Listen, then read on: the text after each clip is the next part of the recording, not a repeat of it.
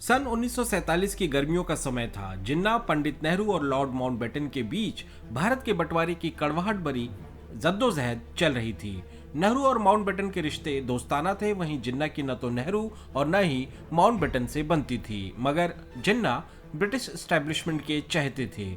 और इसी बीच जिन्ना के हाथ कुछ ऐसा लगा जिससे वो न सिर्फ माउंटबेटन के दामन पर कभी न मिटने वाला दाग लगा सकते थे, बल्कि जवाहरलाल नेहरू का राजनीतिक करियर भी हमेशा के लिए खत्म कर सकते थे। जिन्ना और नेहरू की कभी नहीं बनी। भारत के मुसलमानों के मुद्दे को लेकर दोनों के विचारों में जमीन आसमान का अंतर था।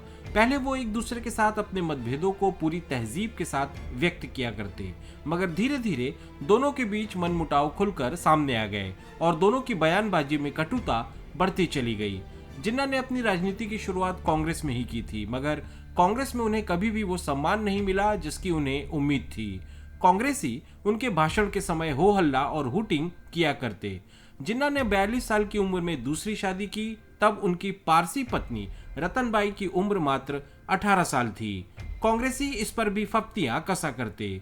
इतना सब होने के बाद 1930 के दशक में जिन्ना ने भारत की राजनीति से एक तरह से संन्यास ले लिया और वो लंदन में जाकर बस गए। उनका इरादा भारत लौटने का नहीं था, मगर नेहरू के एक बयान ने उन्हें इतना आग बबूला कर दिया कि जिन्ना ने भारत वापस आकर हिंदू मुस्लिम की सांप्रदायिक राजनीति करने की ठानी ली। असल में नेहरू ने किसी को यह कह दिया था कि जिन्ना तो अब फिनिश्ड यानी खत्म हो चुके हैं, और यह बात जिन्ना को पता चल गई थी। माउंटबेटन भारत के आखिरी वायसराय की जिम्मेदारी संभालने मार्च 1947 में सपरिवार भारत पहुंचे। भारत पहुंचते ही लॉर्ड माउंटबेटन की बीवी एडविना माउंटबेटन के दिल के तार पंडित नेहरू से जुड़ गए। अपनी बीवी के दर्जनों दूसरे अफेयर्स की तरह माउंटबेटन ने नेहरू के साथ एडविना के अफेयर को भी नजरअंदाज किया और अपने एक सूत्री कार्यक्रम में जुट गए, जो था भारत का विभाजन। एक तरह से नेहरू और एडविना के रिश्तों से उनका काम थोड़ा आसान ही हो गया था, मगर जिन्ना और माउंटबेटन के रिश्ते ठंडे ही रहे। बल्कि एडविना ने तो अपनी डायरी में कई बार जिन्ना को साइकोपैथ तक कहा है। इस बीच सत्ता के गलियारों में और कांग्रेस के नेताओं के बीच नेहरू और एडविना के संबंधों की खबरें खुलकर सामने आ चुकी थी, मगर इतिहास के इस नाजुक मोड़ पर किसी में भी इस अफेयर को सार्वजनिक करने की हिम्मत नहीं थी। फिर भी नेहरू को नापसंद करने वाले किसी कांग्रेसी नेता के हाथ नेहरू और एडविना के द्वारा एक दूसरे को लिखे हुए प्रेम पत्र हाथ लग गए। उस नेता ने ये चिट्ठियां अपने सूत्रों के माध्यम से जिन्ना के हवाले कर दी। जिन्ना के हाथ में अब माउंटबेटन, एडविना, नेहरू और शायद कांग्रेस पार्टी और भारत देश का मुकद्दर तय करने की ताकत थी। अगर जिन्ना इन आपत्तिजनक प्रेम पत्रों को अखबारों में छपवाने का फैसला कर देते तो माउंटबेटन के सम्मान की ऐसी क्षति होती जिसकी भरपाई असंभव थी। वहीं नेहरू के चरित्र पर ऐसा दाग लग जाता कि शायद उनका राजनीतिक करियर ही समाप्त हो जाता। जरा सोचिए, भारत की नीति एक विदेशी माउंटबेटन के हाथों में थी। जिन्ना जैसे फिरका परस्त नेता के कारण देश सांप्रदायिक हिंसा के मुहाने पर खड़ा था, और ऐसे माहौल में नेहरू की एडविना के साथ संबंधों की खबर अगर आम जनता तक पहुंच जाती तो भारत के जनमानस पर इसका क्या असर होता।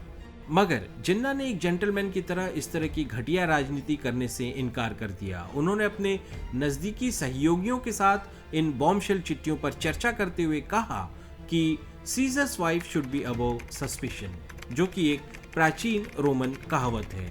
नेहरू और एडविना का अफेयर एक राज ही रह गया जो सालों तक भारत की आम जनता से छिपा रहा। आज भी ब्रिटेन और भारत में दोनों के संबंधों से जुड़े दस्तावेज और उनकी चिट्ठियां आम लोगों से छिपाकर रखने की कोशिश की जाती है। मगर देखा जाए तो जिन्ना की इस भलमनसाहत के पीछे राजनीतिक कारण भी थे। जिन्ना की माउंटबेटन से भले ही ना बनती हो, मगर जिन्ना ब्रिटिश एस्टेब्लिशमेंट के चाहते थे।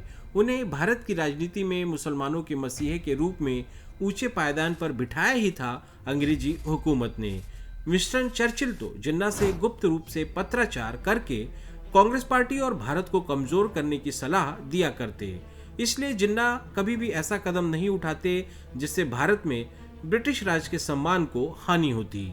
वहीं नेहरू से भले ही जिन्ना का 36 का आंकड़ा था, मगर नेहरू की बदनामी और उनके राजनीतिक करियर के खत्म होने से जिन्ना की पाकिस्तान बनाने की मुहिम को ही नुकसान पहुंचता। जिन्ना नेहरू से कहीं अच्छे वकील थे और राजनीतिक दांव-पेच में भी ज्यादा माहिर थे। वहीं नेहरू के रास्ते से हट जाने के बाद कांग्रेस की कमान लौह पुरुष सरदार पटेल के हाथ में आ जाती। वही सरदार पटेल जिन्होंने भारत की सारी रियासतों का विलय करवाया और हैदराबाद और जूनागढ़ के नवाबों को भी सबक सिखाया, और शायद इसीलिए जिन्ना ने एडविना और नेहरू के प्रेम पत्रों को सार्वजनिक नहीं किया। काला कबूतर चैनल सब्सक्राइब करें ताकि समसामयिक विषयों, विचार मंथन योग्य मुद्दों और रोचक तथ्यों पर बने हमारे वीडियोस आप तक पहुंचे जल्द से जल्द।